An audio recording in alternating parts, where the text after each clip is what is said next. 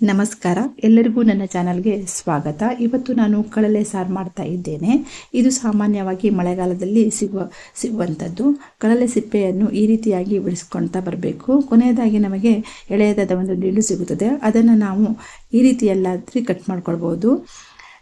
ಬೇರೆ ರೀತಿಯಲ್ಲಾದರೂ ಚಿಕ್ಕ ಚಿಕ್ಕ ಪೀಸ್ಗಳನ್ನಾದರೂ ಮಾಡ್ಕೊಳ್ಬಹುದು.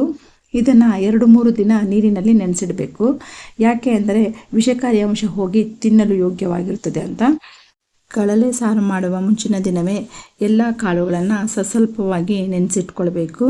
ಕಡಲೆಕಾಳು, ಹುರುಳಿಕಾಳು, ಆಮೇಲೆ ಅಲಸಂದೆ ಕಾಳು, ಈ ಥರದ್ದೆಲ್ಲ ಕಾಳುಗಳನ್ನು ಸೇರಿಸ್ಕೊಳ್ಬೇಕು. ಬೇಯಿಸಲು ಮುಂಚೆ ಸ್ವಲ್ಪ ಬೇಳೆ ಮತ್ತು ಮೊಸರು ಬೇಳೆಯನ್ನು ನಾನು ಸೇರಿಸಿದ್ದೇನೆ. ಮತ್ತು ಎಲ್ಲ ತರಕಾರಿ ಮತ್ತು ಎಲ್ಲ ಸೊಪ್ಪುಗಳನ್ನು ತಗೊಳ್ಬೇಕು. ಸ್ವಲ್ಪ ಹಾಗೆ ಈರುಳ್ಳಿ, ಟೊಮೆಟೊ, ಬೆಳ್ಳುಳ್ಳಿ ಇನ್ನೂ ತೊಗೊಂಡಿದ್ದೀನಿ. ಈಗ ಕುಕ್ಕರ್ ಪಾತ್ರೆಯಲ್ಲಿ ಒಗ್ಗರಣೆಯನ್ನು ಹಾಕ್ಕೊಳ್ತಾ ಇದ್ದೇನೆ. ಸಾಸಿವೆ, ಒಣಮೆಣಸಿನಕಾಯಿ ಮತ್ತು ಕಟ್ ಮಾಡ್ಕೊಂಡಿರುವ ಈರುಳ್ಳಿಯನ್ನು ಸೇರಿಸ್ತಾ ಇದ್ದೇನೆ.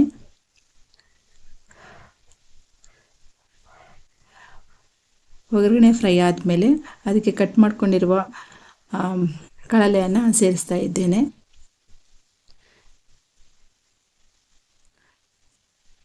ಹಾಗೆ ಎಲ್ಲ ಕಾಳುಗಳನ್ನು ನೆನೆಸಿರುವ ಎಲ್ಲ ಕಾಳುಗಳನ್ನು ಸೇರಿಸ್ತಾ ಇದ್ದೇನೆ.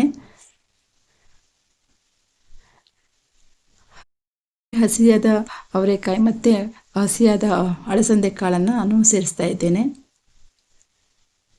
ಹಾಗೆ ಬೀನ್ಸು, ತರಕಾರಿಯಲ್ಲಿ ಬೀನ್ಸು, ಪಡವಲಕಾಯಿ, ಆಲೂಗಡ್ಡೆ, ಆಮೇಲೆ ಚಪ್ರದ ಅವರೆಕಾಯಿ, ನುಗ್ಗೆಕಾಯಿ. ಸೊಪ್ಪುಗಳಲ್ಲೂ ಅಷ್ಟೇ ಹರವೆ ಸೊಪ್ಪು, ಸಬ್ಸಿಗೆ ಸೊಪ್ಪು, ಮೆಂತ್ಯ ಸೊಪ್ಪು, ನುಗ್ಗೆ ಸೊಪ್ಪು ಅದನ್ನೆಲ್ಲ ಸೇರಿಸಿದ್ದೇನೆ. ಕೊನೆಯದಾಗಿ ನಾನು ಬದನೆಕಾಯಿ ಮತ್ತು ಟೊಮೆಟೊವನ್ನು ಸೇರಿಸಿದ್ದೇನೆ. ಹಾಗೆ ಕುಕ್ಕರನ್ನು ಸ್ವಲ್ಪ ನೀರು ಹಾಕಿ ಇವಾಗ ಬೇಯಿಸಲು ಇಡ್ತಾ ಇದ್ದೇನೆ. ಒಂದು 3 ವಿಸಿಲ್ವರೆಗೂ ತೆಗಿಬೇಕು.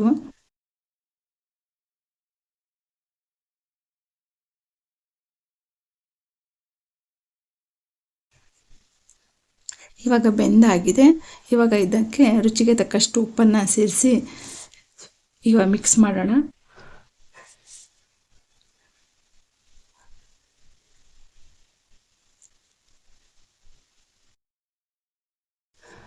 ಈಗ ಮಸಾಲೆಗೆ ಇದಕ್ಕೆ ತೆಂಗಿನಕಾಯಿ ಹಾಗೆ ಮನೆಯಲ್ಲೇ ಮಾಡಿಕೊಂಡಿರುವಂತಹ ಸಾಂಬಾರು ಪೌಡ್ರನ್ನು ಸೇರಿಸ್ತಾ ಇದ್ದೇನೆ. ಎಲ್ಲ ತರಕಾರಿ ಮತ್ತು ಸೊಪ್ಪಿರೋ ಸಲುವಾಗಿ ಸ್ವಲ್ಪ ಸಪ್ಪೆ ಆಗತ್ತಾ ಅಂತ 4 ಒಣಮೆಣಸಿನಕಾಯನ್ನು ಸೇರಿಸಿದ್ದೇನೆ. ರುಬ್ಬಿರುವ ಮಸಾಲೆಯನ್ನು ಬೆಂದಿರುವ ತರಕಾರಿಗೆ ಸೇರಿಸ್ತಾ ಇದ್ದೇನೆ. ಹಾಗೆ ಕುದಿ ಬಂದಾದಮೇಲೆ ಸ್ವಲ್ಪ 1 ಗ್ಲಾಸು ಹಾಲನ್ನು ಸೇರಿಸ್ಕೊಳ್ಬೇಕು.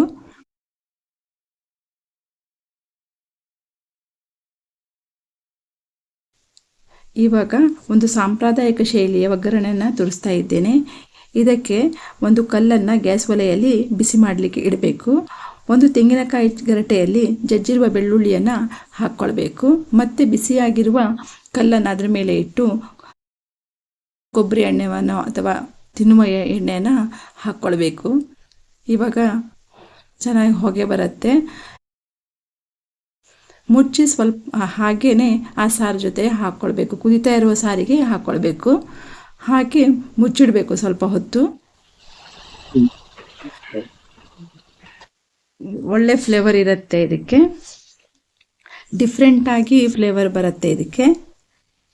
ಈಗ ನಾನು ಕೊತ್ತಂಬರಿ ಸೊಪ್ಪನ್ನು ಸೇರಿಸ್ತಾ ಇದ್ದೇನೆ. ಇದು ದೋಸೆ, ಚಪಾತಿ, ಅಕ್ಕಿ ರೊಟ್ಟಿ ಜೊತೆ ಸವಿಯಲು ಚೆನ್ನಾಗಿರುತ್ತೆ. ಈಗ ನಾನು ಮುದ್ದೆಯನ್ನು ರೆಡಿ ಮಾಡ್ತಾ ಇದ್ದೇನೆ. ಈಗ ಬಿಸಿ ಬಿಸಿಯಾದ ಕಳಲೆ ಸಾರು ಜೊತೆ ಮುದ್ದೆ ಸವಿಯಲು ಸಿದ್ಧ. ಇಷ್ಟವಾದರೆ ಲೈಕ್ ಮಾಡಿ, ಶೇರ್ ಮಾಡಿ ಹಾಗೂ ಸಬ್ಸ್ಕ್ರೈಬ್ ಮಾಡಿ. ಇಷ್ಟೊತ್ತು ನನ್ನ ಚಾನಲ್ ನೋಡಿದ್ದಕ್ಕಾಗಿ ನಿಮಗೆಲ್ಲ ಧನ್ಯವಾದಗಳು. ಮುಂದಿನ ವಿಡಿಯೋದಲ್ಲಿ ಸಿಗೋಣ.